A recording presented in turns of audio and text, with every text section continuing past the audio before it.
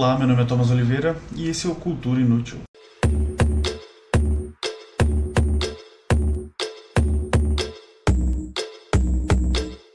Finalmente conferi o filme Obsessão. Cara, que filmaço. O filme conta a história do Bear, que é um banana gigantesco de classe maior. Banana gigantesco, foi estranho.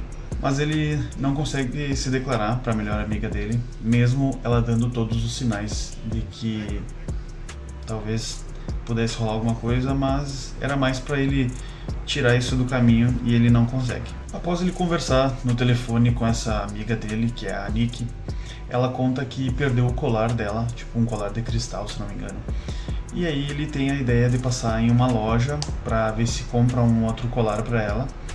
E lá ele encontra uma espécie de graveto, um graveto mágico, é tipo um salgueiro da sorte, algo do tipo, onde ele te concede um pedido e tu tem que quebrar ele depois pro pedido acontecer. Só que a pessoa só tem direito a um pedido e nunca mais, só acaba o que ela pedir depois que a pessoa morrer.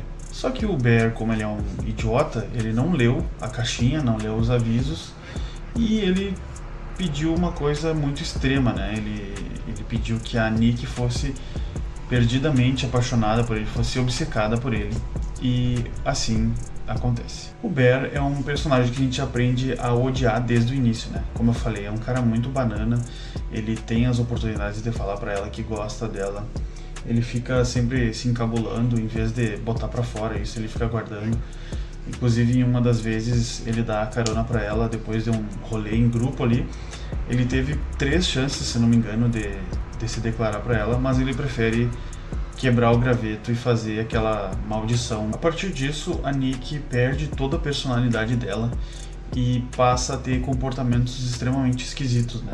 Como ela tá obcecada, ela tá fora de si, ela não é normal mais. E o Bear, em vez de intervir e tentar fazer alguma coisa, ele deixa que ela faça, ele fica travado assim, meio que com uma posição meio assim, e ele deixa que ela faça essas coisas, se machuque.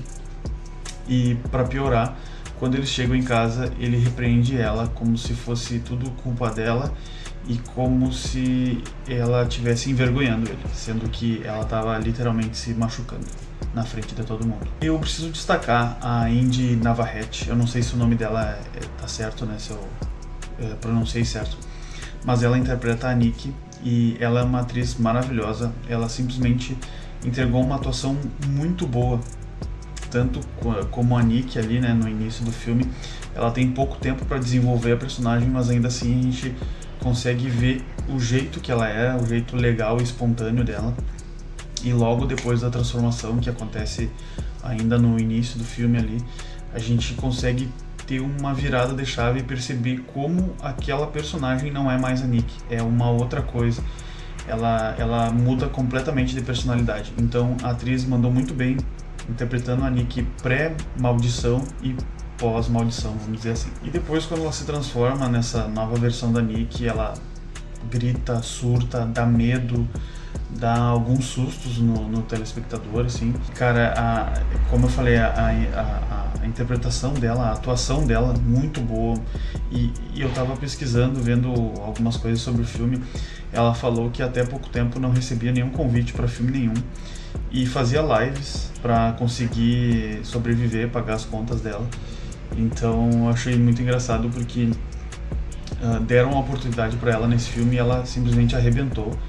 Talvez ela tenha agarrado com unhas e dentes essa oportunidade e de fato ela conseguiu impressionar muito. Agora, pegando a personagem da Nick, mas fazendo um gancho também com a direção do filme, eu achei muito legal que a direção ela usa muitas técnicas que já são bem conhecidas do cinema, porém bem aplicadas no filme, né?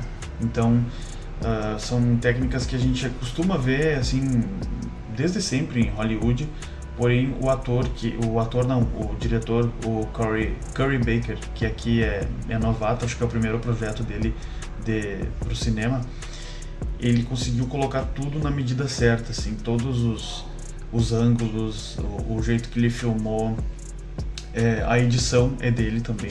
Juntando com a atuação da Indy, né, fazendo a Nick, foi um casamento tão perfeito.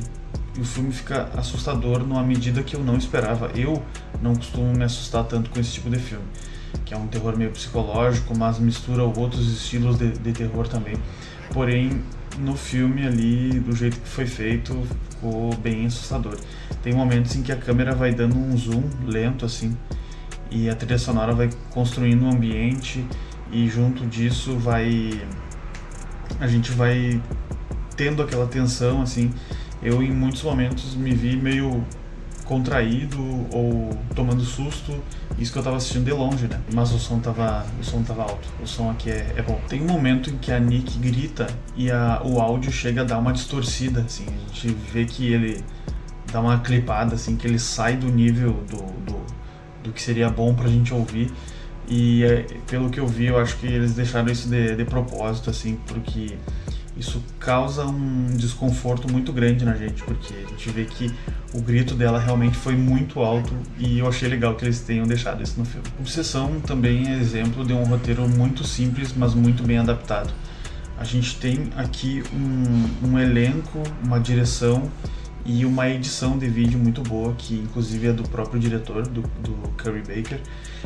E é um casamento perfeito, tudo alinhado. Os atores dos protagonistas ali são muito bons, os coadjuvantes são muito bons também. Inclusive a que faz a Sarah falou que trabalhava numa recepção de hotel, e depois do filme ela passou a receber vários convites para atuar em outros filmes, tem assinado alguns contratos já. Eu achei isso bem legal, porque o filme ele veio de um lugar muito simples, com um baixo orçamento, porém ele está mudando a vida de todos que fizeram parte ali, pelo menos dos principais que fizeram parte do projeto. Eu achei isso bem legal. Bom, a história de Obsessão se baseia um pouco na realidade, um pouco nessa magia aí do graveto, né? E também na bunda molice masculina retratada com o Bear. E isso só nos mostra que a gente precisa de mais diretores autorais, de mais diretores que tenham voz e poder sobre os seus projetos. Também precisamos de novos diretores, né? Diretores que tenham mais oportunidades para surgir no mercado do cinema. E eu espero que aconteça com mais frequência esse tipo de coisa, esse tipo de surpresa no filme. Me arrependi muito de não ter ido ver no cinema, porque se em casa já foi de dar medo, imagina no cinema. Enfim, o filme é só elogios. Assistam porque vale muito a pena. A sessão está disponível no Prime Video e no Apple TV+. Bom, é isso, pessoal, espero que vocês tenham gostado. Curtam o vídeo, se inscrevam no canal, comentem, e é isso aí. Até a próxima. Valeu!